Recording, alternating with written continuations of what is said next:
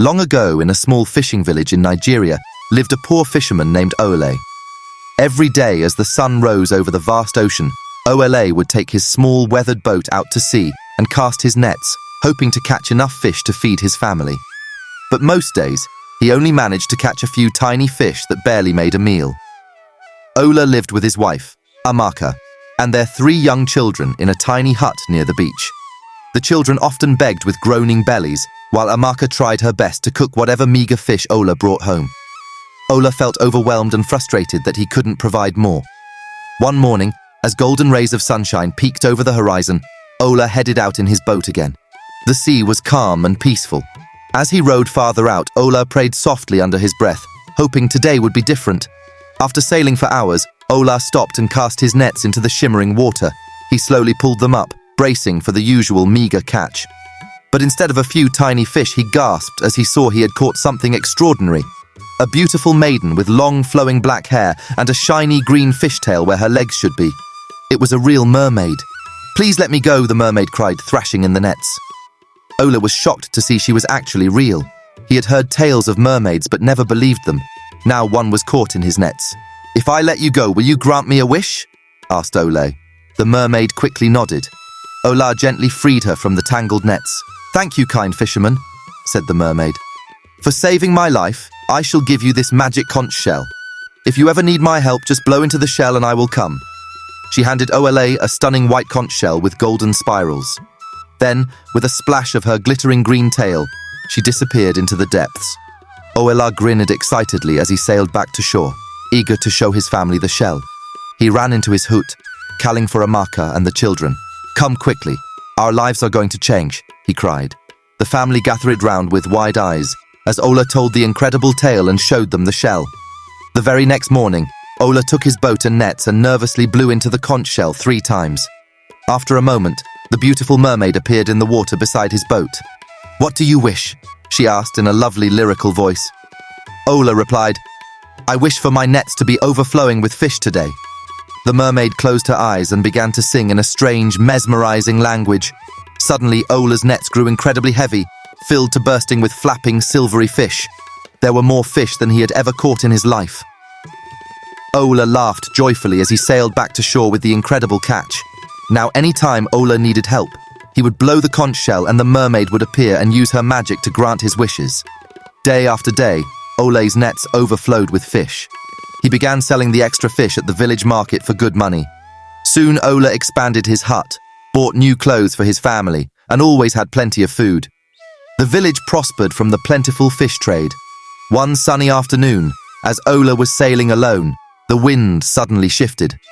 Dark storm clouds rolled in and the sea turned violent. Enormous waves tossed Ole's boat mercilessly. Rain pelted his face as thunder cracked ominously. Ole's small boat was no match for the storm's fury. He shivered in fear, about to abandon hope when he remembered the shell. Fighting against the raging wind, Ole blew hard into the conch shell, desperately calling the mermaid. In an instant she appeared, her hair streaming behind her in the churning water. She grasped the sides of Ole's boat firmly, just before a giant wave could overturn it.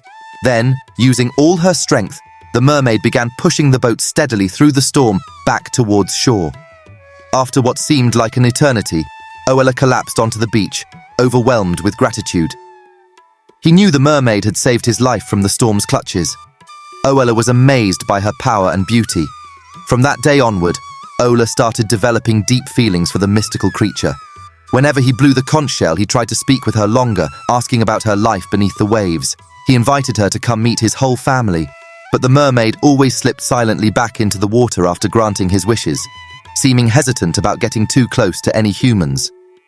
One peaceful evening at sunset, Ole called the mermaid again with a special request. "Please, will you come visit my family?" he asked. "I want them to meet my rescuer and friend." The mermaid treaded water slowly and looked longingly at the shore. "I cannot leave the boundless sea for long," she replied. "My kind do not belong on land," Ole promised. "I will build you a saltwater pool right near my hut. You could swim in it comfortably and talk with us." After deep thought, the mermaid finally agreed. Over many weeks, Ole and his neighbors dug a large pool inland and filled it with buckets of seawater. He planted colorful coral and seashells around the edge. When it was finally done, Ola eagerly grabbed the conch shell and gave it a long, loud blow.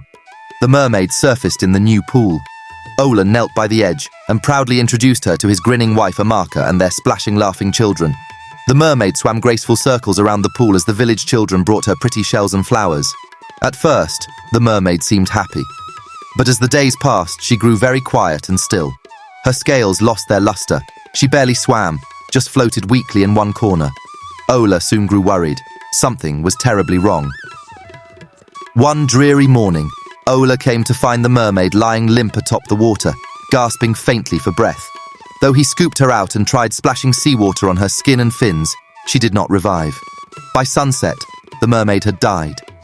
Ola wept bitterly, filled with despair. In selfishly wishing for the mermaid to become part of his life, he had forgotten that she could not survive forever away from the freedom of the open ocean. Now she was gone because of him. Ola vowed he would never again try to confine a wild ocean creature. He returned to fishing, no longer having the mermaid's magic to rely on. But he focused on the joys he still had, his loving family, his village community, and the beauty of the sea. Years passed and Ola's young children grew up helping fish. Though they never found another magic shell, they didn't really need wishes. Ola saved up enough to buy a bigger boat and hired other villagers to work for him. Soon he had a thriving fishing business, and so each morning as Ola sailed out on the open ocean, the breeze swirling around him, he would remember the mermaid fondly and whisper thanks across the waves. She had changed his life forever on the fateful day their worlds collided. That's it for this video, folks. Be sure to subscribe to our channel FolkTales for more stories like this one. Leave a comment letting us know what stories you'd like to see come to life. Don't forget to like and subscribe for new African tales and fables every week.